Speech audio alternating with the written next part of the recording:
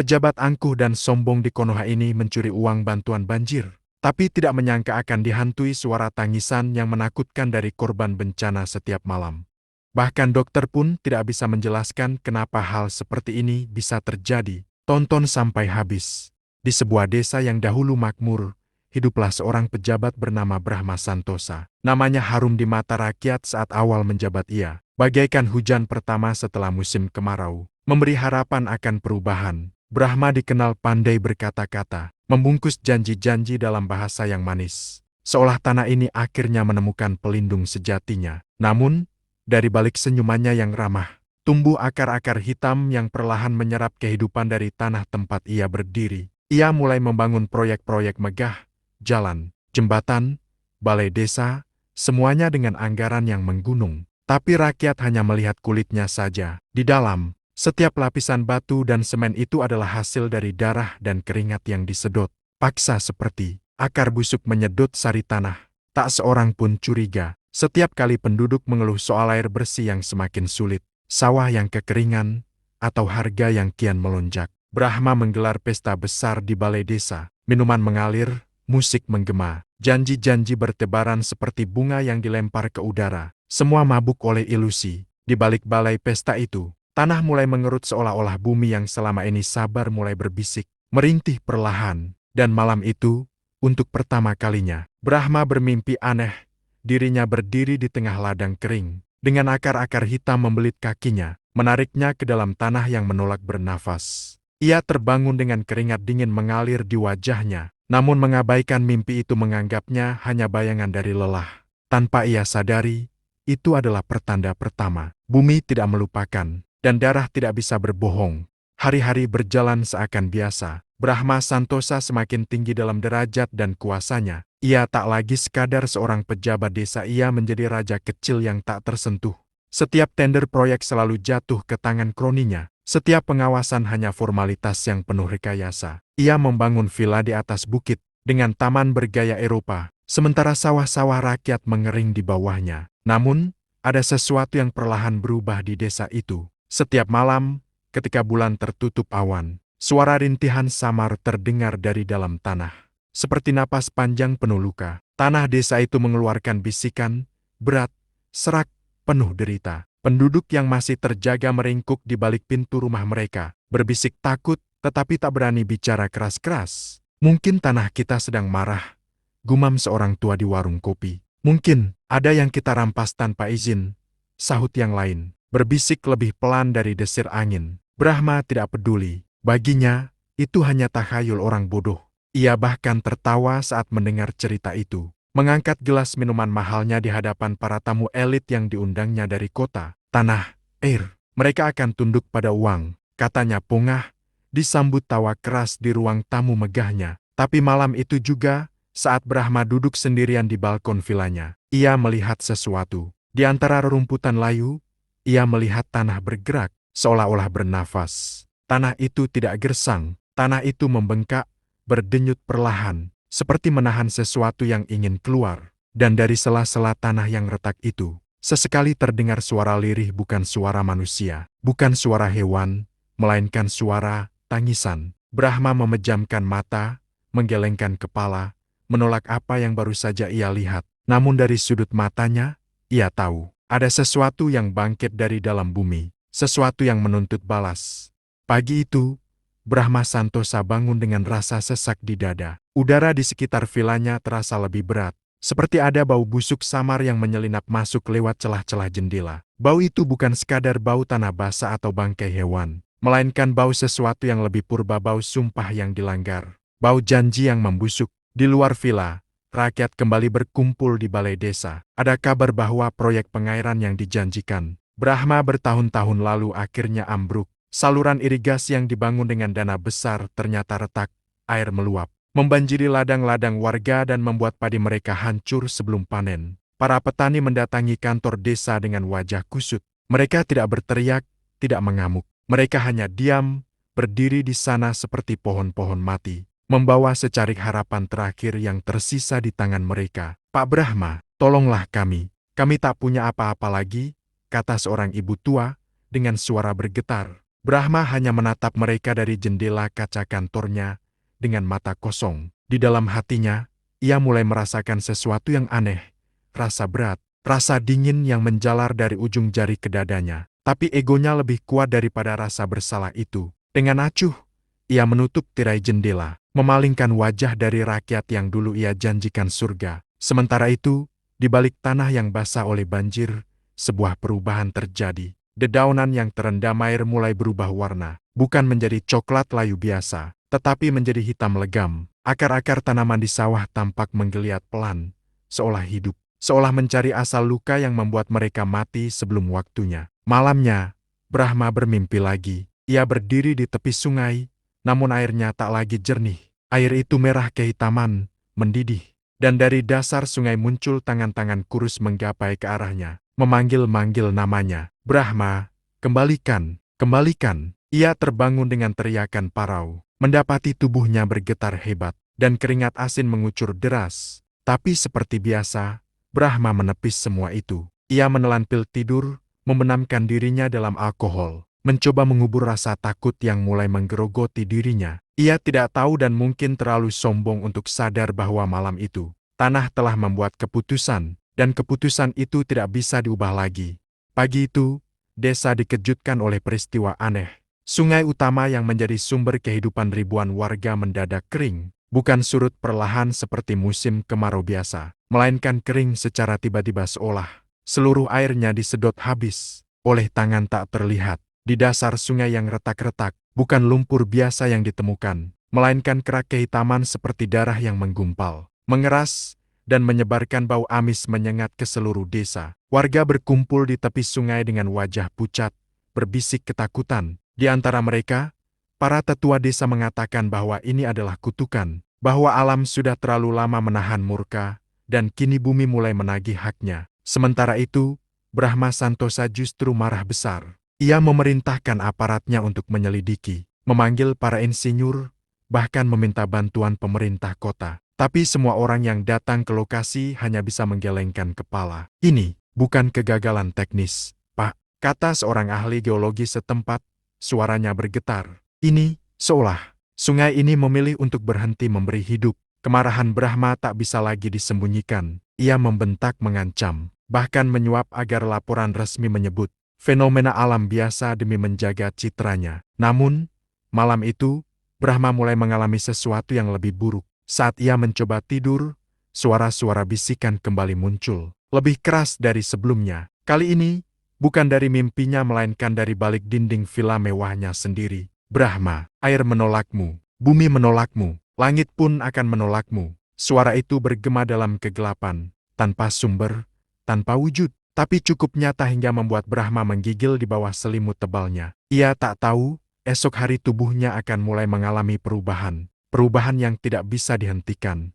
Keesokan paginya, Brahma Santosa menemukan bercak merah tua di spray putihnya. Awalnya ia mengira mimisan akibat stres. Tapi ketika ia berdiri di depan cermin, ia melihat sesuatu yang membuatnya membeku. Darah perlahan mengalir, keluar dari pori-pori kulitnya sendiri. Bukan dari luka, bukan dari hidung melainkan dari seluruh tubuhnya. Darah itu tidak mengalir deras. Ia hanya merembes perlahan, meneteskan butir-butir merah gelap seperti embun busuk yang tak bisa dihentikan. Brahma bergegas menutupi tubuhnya dengan pakaian tebal, menenangkan dirinya dengan dalih logika, ini hanya alergi atau infeksi kulit, katanya pada dirinya sendiri. Tapi dalam hatinya, ketakutan mengakar kuat.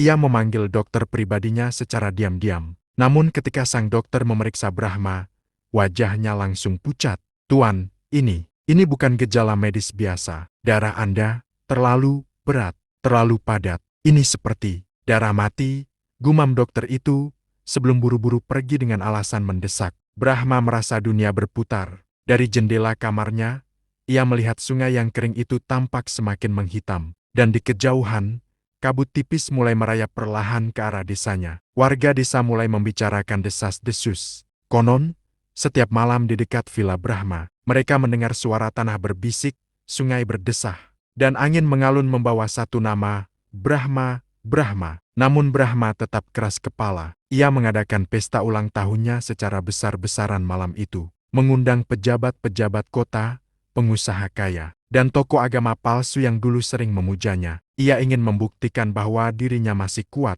masih berkuasa, masih bisa mengendalikan dunia. Tapi saat pesta berlangsung, sesuatu terjadi. Di tengah tawa para tamu, di bawah cahaya lampu kristal, Brahma jatuh terduduk. Dari sela-sela kukunya, dari matanya, dari pori-pori wajahnya, darah merembes makin deras membasahi bajunya, kursinya, dan akhirnya, karpet mahal tempat ia duduk. Semua orang terdiam ngeri. Tak ada yang berani menyentuhnya. Bahkan saat ia mengerang minta tolong, darah itu mengalir keluar, tapi tak menetes ke lantai. Seolah-olah tanah di bawahnya menolak menyerap darah kotor itu. Brahma merasakan dingin merayap ke tulangnya. Untuk pertama kalinya, ia sadar, ia tidak hanya dikutuk manusia, tetapi ditolak bumi itu sendiri. Dan malam itu, saat ia tertidur dalam rasa sakit yang tak tertahan, ia mendengar suara tanah di mimpinya. Kau telah menyerap apa yang bukan hakmu. Kini, tanah dan air menolak menerima darahmu.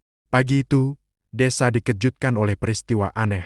Sungai utama yang menjadi sumber kehidupan ribuan warga mendadak kering. Bukan surut perlahan seperti musim kemarau biasa, melainkan kering secara tiba-tiba seolah seluruh airnya disedot habis oleh tangan tak terlihat. Di dasar sungai yang retak-retak, bukan lumpur biasa yang ditemukan, melainkan kerak kehitaman seperti darah yang menggumpal, mengeras, dan menyebarkan bau amis menyengat ke seluruh desa. Warga berkumpul di tepi sungai dengan wajah pucat, berbisik ketakutan. Di antara mereka, para tetua desa mengatakan bahwa ini adalah kutukan, bahwa alam sudah terlalu lama menahan murka, dan kini bumi mulai menagih haknya. Sementara itu, Brahma Santosa justru marah besar. Ia memerintahkan aparatnya untuk menyelidiki, memanggil para insinyur, bahkan meminta bantuan pemerintah kota. Tapi semua orang yang datang ke lokasi hanya bisa menggelengkan kepala. Ini bukan kegagalan teknis, Pak, kata seorang ahli geologi setempat, suaranya bergetar. Ini seolah sungai ini memilih untuk berhenti memberi hidup. Kemarahan Brahma tak bisa lagi disembunyikan. Ia membentak mengancam, bahkan menyuap agar laporan resmi menyebut fenomena alam biasa demi menjaga citranya. Namun, malam itu, Brahma mulai mengalami sesuatu yang lebih buruk. Saat ia mencoba tidur, suara-suara bisikan kembali muncul, lebih keras dari sebelumnya. Kali ini, bukan dari mimpinya melainkan dari balik dinding villa mewahnya sendiri. Brahma, air menolakmu, bumi menolakmu, langit pun akan menolakmu. Suara itu bergema dalam kegelapan, tanpa sumber, tanpa wujud, tapi cukup nyata hingga membuat Brahma menggigil di bawah selimut tebalnya. Ia tak tahu, esok hari tubuhnya akan mulai mengalami perubahan. Perubahan yang tidak bisa dihentikan. Brahma Santosa mencoba melarikan diri. Ia merasa, jika tanah desa ini menolak dirinya, maka mungkin sungai di luar sana masih mau menerima tubuhnya. Ia berlari terseok-seok meninggalkan villa, menyusuri jalanan berbatu, menuju ke satu-satunya sungai kecil yang tersisa di pinggiran desa. Tapi saat ia tiba di tepi sungai, Brahma tertegun. Air sungai itu, yang biasanya mengalir jernih, kini berubah menjadi aliran hitam berkilat. Dan begitu Brahma menyentuhkan satu jarinya ke permukaan air itu, air tersebut mendidih liar, menciptakan gelembung-gelembung busuk yang meletus dengan bau kematian. Air itu menolak dirinya, bukan hanya menolak untuk membasuh darahnya, tapi juga menolak menyentuhnya. Brahma memaksa. Dengan tangan penuh darah, ia menceburkan dirinya ke sungai, berharap bisa mencuci tubuhnya, menghapus kutukan itu. Tapi yang terjadi justru lebih mengerikan. Tubuh Brahma terapung di atas air hitam itu, tidak tenggelam, tidak pula basah seolah-olah air itu berubah menjadi kulit keras yang mendorongnya pergi. Di sekelilingnya, riak-riak air membentuk lingkaran-lingkaran kecil, berputar perlahan seperti pusaran penghinaan. Dan di antara pusaran itu, Brahma mendengar lagi bisikan itu, kali ini lebih keras. Tak ada tempat bagimu di air, tak ada tanah untuk jasadmu, tak ada langit untuk doamu. Dalam ketakutan yang membuncah, Brahma mencoba berlari keluar dari sungai, tapi tanah di sekitarnya pecah-pecah, menganga seperti mulut lapar yang tak ingin memakannya. Ia jatuh tersungkur, tubuhnya kini setengah berlumuran darah, setengah ditutupi kerak hitam dari sungai yang membusuk. Warga yang mengintip dari kejauhan menutup mulut mereka sambil berdoa keras-keras. Beberapa orang tua berbisik satu kalimat yang kelak menjadi legenda. Ada manusia yang bahkan ditolak oleh tanah dan air, karena dosanya lebih berat dari dunia itu sendiri. Malam itu, Brahma tak lagi pulang ke vilanya. Ia menghilang ke dalam kegelapan desa, menjadi bayang-bayang mengerikan yang berkeliaran tanpa rumah,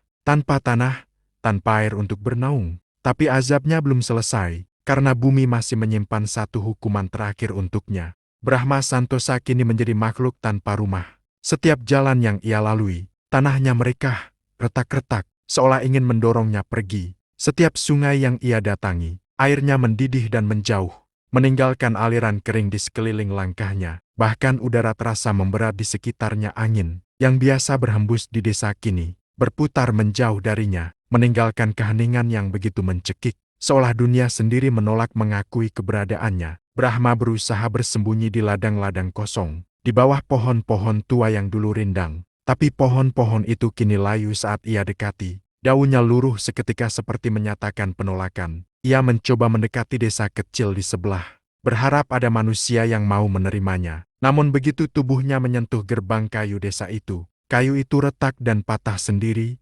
seolah mencegahnya masuk. Warga desa yang melihatnya berlari ketakutan, berteriak menyebutnya dengan satu nama baru. Manusia yang ditolak dunia. Brahma, dalam keputusasaan,nya berjalan ke tengah padang ilalang yang gersang. Di bawah langit kelabu yang kosong, ia bersujud, menghantamkan dahinya ke tanah, memohon belas kasih. Aku mohon, terimalah aku mohon, biarkan aku kembali. Tapi tanah di bawahnya justru menggigil, membentuk rekahan besar, menganga seperti mulut marah. Dan dari dalam lubang itu, bukan bara, bukan air, melainkan udara kosong hampa, dingin, tanpa kehidupan yang menghembus keluar. Meniup darah Brahma, membekukan luka-lukanya di tempat. Brahma merangkak ketakutan, tubuhnya mulai mengeras perlahan, bukan karena bekuan es, melainkan karena darahnya sendiri menolak mengalir, membatu dalam nadinya. Dalam napas terakhirnya, Brahma melihat ke langit, tapi langit pun menutup dirinya. Awan hitam menutupi bintang-bintang, dan untuk pertama kalinya, Brahma sadar, bahkan setelah mati, ia tidak akan diterima. Malam itu, Brahma Santosa tersungkur di padang ilalang yang kering, di bawah langit yang tak lagi memancarkan cahaya. Tubuhnya setengah membatu, kulitnya berubah menjadi warna abu-abu gelap, retak-retak seperti tanah tandus. Napasnya berat, pendek-pendek, seperti dicabut perlahan dari rongga dadanya oleh tangan-tangan tak kasat mata. Dalam kepanikan yang tersisa, Brahma menggenggam tanah, berusaha memohon belas kasihan terakhir. Tapi tanah itu menutup. Saat telapak tangannya menyentuh bumi, tanah di sekitarnya mengeras, membentuk lapisan keras seperti batu, menjauhkannya, mengurungnya dalam semacam ketiadaan, bukan menelan, bukan mengubur melainkan menutup, seperti menolak mengakui kehadirannya bahkan untuk dikuburkan. Brahma kini terkepung di tengah lapisan tanah keras, tubuhnya setengah tertanam, setengah terbuka, dalam posisi setengah bersujud, tapi tidak ada pengampunan untuknya. Dari balik tanah yang membatu itu, suara bisikan kembali datang bukan dari satu mulut, melainkan dari ribuan mulut yang pernah dikhianatinya. Kau meminum darah kami, kau menyerap hidup kami. Kini, tak ada setetes pun ruang untuk darahmu. Brahma mencoba berteriak, namun suaranya tercekat. Mulutnya kering, lidahnya membatu. Ia ingin memohon ampun, tapi kata-katanya ditolak oleh udara, menghilang sebelum sempat terdengar. Ia ingin menangis, tapi matanya membeku. Kelopak matanya perlahan tertutup kerak darah yang menghitam. Tak ada manusia yang datang menolong. Tak ada makhluk hidup yang mendekat. Hanya bumi yang diam mengeras, menutup diri sepenuhnya, seolah menolak kotoran terakhir yang hendak dibuang ke dalamnya. Brahma kini resmi terasing, bukan hanya dari manusia, bukan hanya dari bumi, bahkan dari dirinya sendiri. Di tempat ia membeku, tanah di sekitarnya tetap kosong selama bertahun-tahun, seolah menjadi titik hitam dalam peta dunia sebuah tempat yang bahkan burung pun enggan melintas di atasnya. Dan nama Brahma Santosa perlahan hanya tinggal bisikan di antara kabut, sebagai pelajaran tentang manusia yang ditolak oleh tanah dan air. Beberapa hari setelah Brahma Santosa menghilang, desa itu berubah, bukan menjadi lebih baik, bukan menjadi lebih buruk, melainkan menjadi luka terbuka yang tak pernah sembuh. Villa mewah Brahma, yang dulu berdiri megah di atas bukit, mulai runtuh perlahan tanpa sebab. Dinding-dindingnya retak, atapnya runtuh, dan kebun bunga di halamannya membusuk menjadi rawa-rawa hitam yang mengeluarkan bau asam menyengat. Tanah di tempat Brahma terakhir terlihat di tengah padang ilalang tetap kosong. Tak ada rumput yang tumbuh, tak ada binatang yang melintas. Bahkan hujan yang turun hanya mengelilingi tempat itu, seolah-olah menyisakan lubang kematian yang tak bisa dijamah siapapun. Warga desa mulai menghindari daerah itu. Anak-anak dilarang bermain mendekat. Bahkan burung gagak pun memilih terbang memutar. Tidak berani melewati langit di atas tanah itu. Di malam-malam tertentu, saat kabut turun rendah dan bulan bersembunyi di balik awan, sebagian warga bersumpah pernah mendengar suara parau dari tanah yang beku itu. Erangan lemah, suara batuk bercampur darah, suara napas yang tertahan antara dunia dan akhirat. Desa itu akhirnya memberi nama pada tempat tersebut, Tanah Tertolak. Setiap pendatang baru yang bertanya tentang tanah kosong itu akan mendapatkan jawaban yang sama, dengan bisikan takut. Disitulah manusia yang bahkan bumi pun enggan menerima darahnya, dan kisah Brahma Santosa menjadi legenda yang diwariskan dari generasi ke generasi, sebagai peringatan bahwa seburuk-buruk dosa manusia bukanlah membunuh, bukanlah merampok, tetapi menyerap hidup sesama tanpa pernah berniat mengembalikannya. Karena ketika bumi sudah muak, tak ada surga, tak ada neraka, hanya penolakan abadi. Bertahun-tahun telah berlalu, wajah desa itu berubah, jalan diperbaiki, rumah-rumah berganti generasi. Dunia luar mulai mengenal desa kecil ini sebagai tempat yang indah. Tapi satu bagian desa itu tetap tak tersentuh. Tanah tertolak sebidang lahan kosong, berwarna keabu-abuan, membisu dalam kebekuan abadi.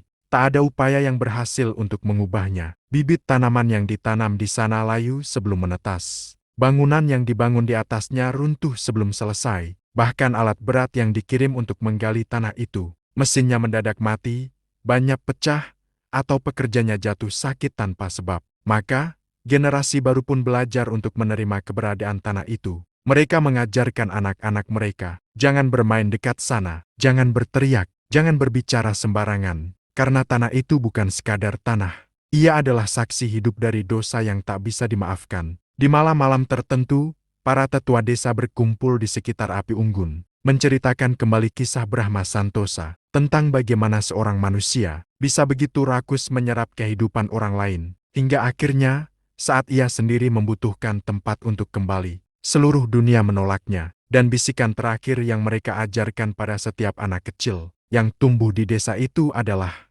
jangan serakah, karena bila tanah menolakmu, tak ada tempat lagi di dunia ini untukmu. Sebuah legenda, sebuah peringatan, sebuah luka, yang bahkan waktu pun tak bisa sembuhkan. Tamat.